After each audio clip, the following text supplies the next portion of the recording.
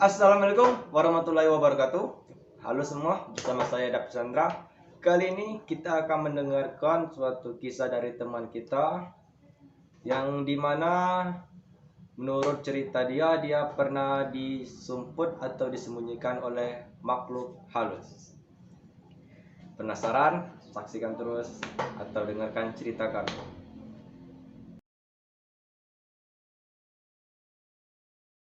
Assalamualaikum bang. Ya, waalaikumsalam. Dengan siapa bang? Mas Dewa. Oh, Mas Dewa. Jadi sedikit ceritanya gimana tuh bang? Oh, yang tentang pengalaman mistik ya. Ya. Jadi ceritanya kayak gini. Dulu itu waktu masih kecil, sekitar umur 8 tahunan kayaknya. Jadi saya itu pernah kan sedang main keluar kayak gitu kan. Kebetulan dapat kucing, dapat anak kucing warna hitam. Anak kucing bang? Ya. Jadi aku saya bawa pulang ke rumah. Terus pas sampai di rumah, saya itu keluar lagi pergi main gitu kan. Sendiri bang? Waktu apanya? Keluar rumah tuh? Oh ya, sendiri. Udah itu pulang lagi, terus nyariin kucing itu tadi nggak ada, udah hilang kayak gitu kan. Udah itu nanya sama ibu, kata ibu udah dia buang, kata dia kan. Nggak mau karena kucing itu kotor, kata dia kan. Suka buang kotoran sembarangan Ya, gitu, sembarangan jadi di nggak mana-mana suka kan itu kan. Kebetulan ibu kan orangnya pembersih juga. Nah jadi waktu udah tahu kalau kucing itu nggak ada lagi, jadi ngambek lah kita kan. Udah jauh-jauh ngambilnya kayak gitu kan. Pas sudah sampai ke rumah, taunya dibuang sama orang tua. Padahal sayang banget sama kucing itu. Jadi akhirnya karena ngambek, masuk ke kamar. Nah pas sudah di dalam kamar itu, kok tiba-tiba suasana itu jadi sepi kayak gitu nah. Sunyi kayak gitu kan. Hening. Terus saya keluar, saya cari ibu saya tadi kan. Dia ada adik, nggak ada lagi orang di rumah itu. Kosong tuh bang? Kosong, pokoknya kosong, nggak ada apa-apa pokoknya. Tapi posisi rumah itu masih tetap rumah kayak gitu. Tapi nggak ada satu yang jadi yang aneh di situ tuh, nggak ada pintu di rumah saya itu. Pintu keluar nggak ada? Ya kebetulan waktu itu kan bukan di rumah yang sekarang itu tuh kami itu dulu kan tinggal ada di rumah yang lain waktu itu. Tapi udah rumah itu nggak lagi, udah dijual, rumah itu pindah ke yang lain. Nah, jadi tapi posisi di sana tuh cuma TV yang hidup, ya televisi itu hidup nyala gitu kan. Itu perabotan ada semua tuh bang? Perabotan ada semua, lengkap semua, tapi nggak ada pintu. Udah itu saya tuh bingung posisinya di situ. Udah tuh pulang lagi, masuk lagi ke dalam kamar gitu kan, diam di dalam kamar. Jadi rupanya orang tua saya kan udah keliling nyari itu tuh. Saya pikir ya saya itu hilang kayak gitu nah. Jadi dicari pokoknya. Sebenarnya posisinya kan saya di dalam rumah, di dalam kamar itu kan. Masuk orang tua saya itu ke dalam kamar, udah dibolak-balik kasur, buka lemari, dibuka-buka, nggak ketemu ya. Dan saya juga nggak bisa ngelihat kayak gitu nah. Nggak bisa ngelihat kalau orang tua saya kayak gimana ya, kayak posisi udah beda dimensi kayak gitu nah. Kayak ilusi gitu. Iya, nggak ada. Pokoknya dalam pandangan saya itu, penglihatan saya itu nggak ada apa-apa kayak gitu nah. Cuma ada saya sendiri, nggak ada orang di dalam rumah itu. Sementara orang itu ramai. Pandangan masih normal doang? Normal. Nggak ada kayak apa itu? Nggak ada. Jadi waktu singkat ceritanya kan, orang udah rame, tetangga-tangga kan, masyarakat situ kan, udah cari saya. Kebetulan ada kakek juga, orang ini ya bilangnya tuh ya, paham lah kayak mistik kayak gitu kan. Jadi pakai syarat lah, pakai ritual kayak gitu kan buat cari. Karena memang kata dia kan nggak boleh lewat sampai 1 hari ini. Ya itu kan 24 jam ya, nggak boleh biasanya kayak gitu kan, karena disembunyiin kayak gitu kan. Jadi pas sudah itu dapatnya saya itu jam 10 malam, saya teringat itu. Jadi waktu orang tua saya tuh dengan cerita dari tetangga kan, masuk lagi ke dalam kamar, langsung kelihatan saya kayak gitu. Nah, langsung kelihatan. Waktu hilangnya kapan tuh bang? Itu posisinya sore itu. Saya sore. Ya. Maghrib Enggak, sebelum maghrib itu. Sebelum maghrib. Posisinya mungkin sekitar jam 4 jam 5. Jam 4. Ketemunya lagi jam 10 malam sekitar kurang lebih gitu. Jadi waktu apa namanya itu udah kelihatan lihat saya, orang tua kan langsung digendongnya saya, langsung dibawanya keluar gitu kan. Saya langsung dibawa keluar. Udah itu gimana? Jadi orang itu kan tanya-tanya, nanya di mana kamu tadi? Kamu sembunyi di mana, kata orang ini nih. Saya bilang saya cuma di kamar. Saya cuma apa?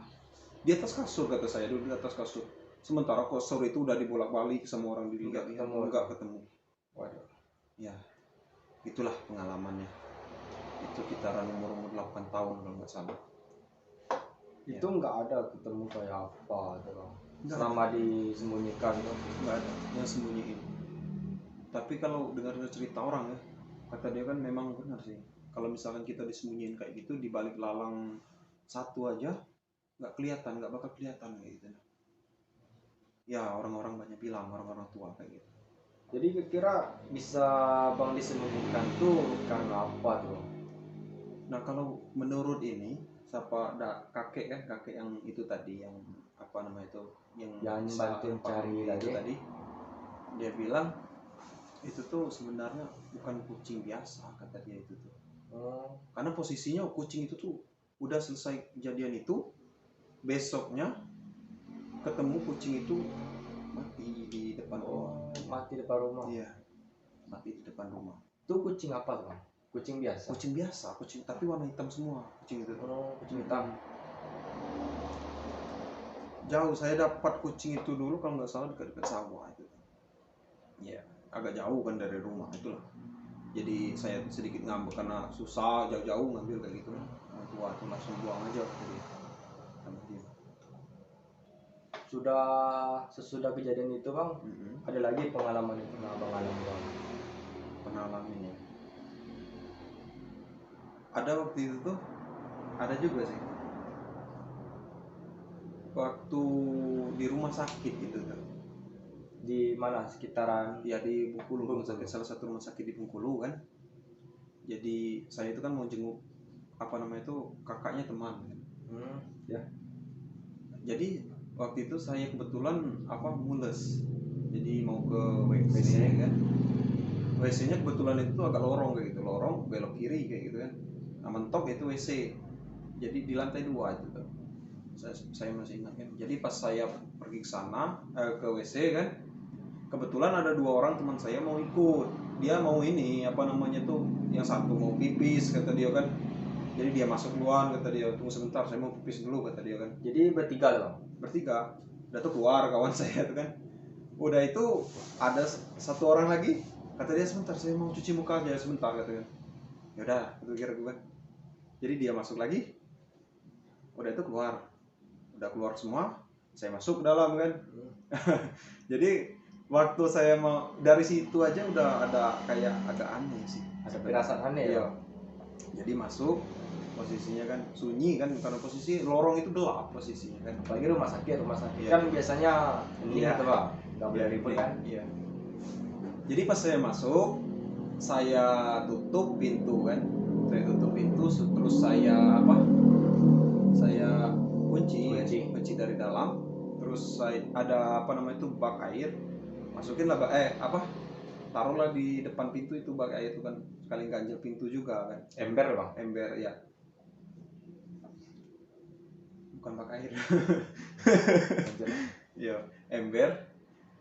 Jadi waktu saya ini kan nggak lama itu tiba-tiba pintu itu tuh kebuka sendiri. Pintu kamar mandi kayak sulap itu nah. Ini beneran sumpah.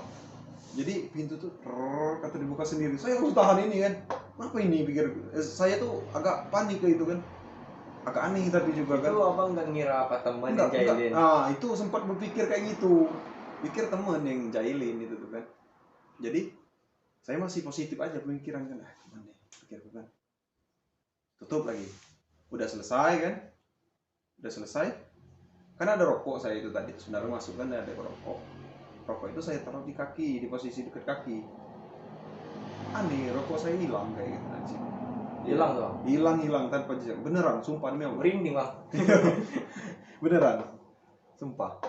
Jadi posisi rokok tuh hidup. Posisi rokok itu. Iya. Jadi kan saya mau cebok gitu kan. Jadi taruh dulu kak rokok itu kan. Udah tuh pas mau nyari rokok tadi hilang kayak gitu nah. Kayak sulap beneran.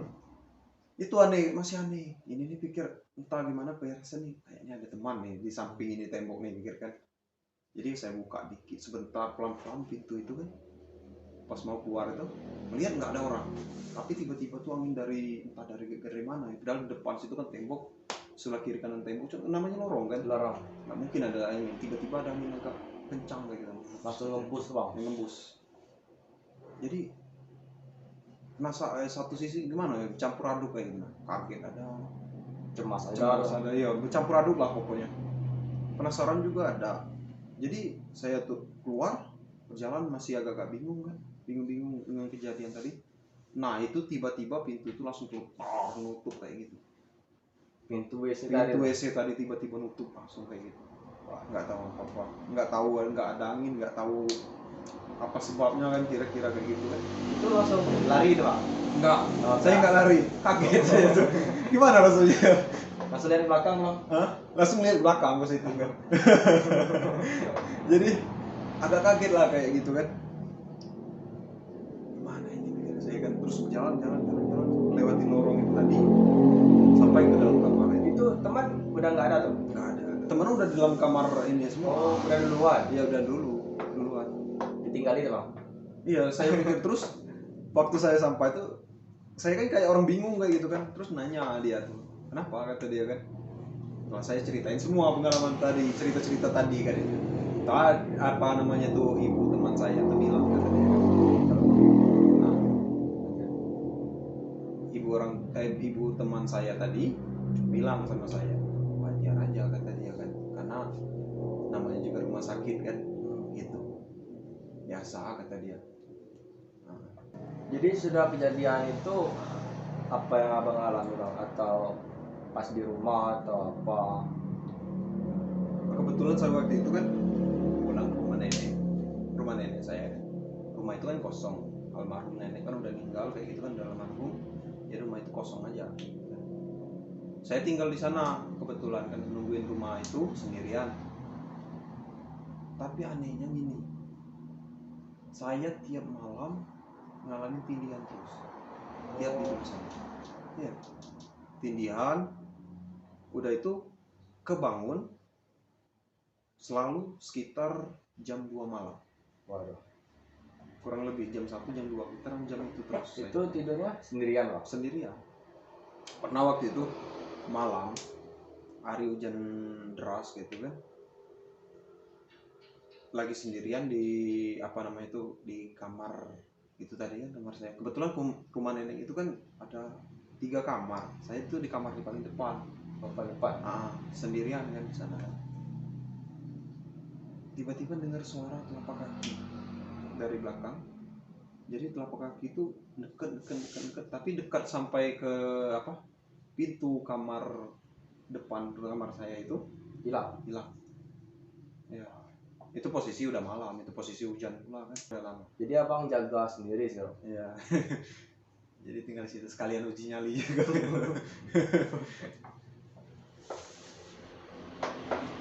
Itu juga pernah ada juga pengalaman sih waktu itu. Jadi ada nggak saran atau masukan untuk teman-teman yang lagi nonton apa? Apa ya? Jadi gini, kita kan punya agama ya. Kita punya agama, kita beragama Islam. Dan di dalam agama kita kan udah diajarin yang namanya gaib itu ada. Dan juga wajib pula kita imanin kan. Kita percaya.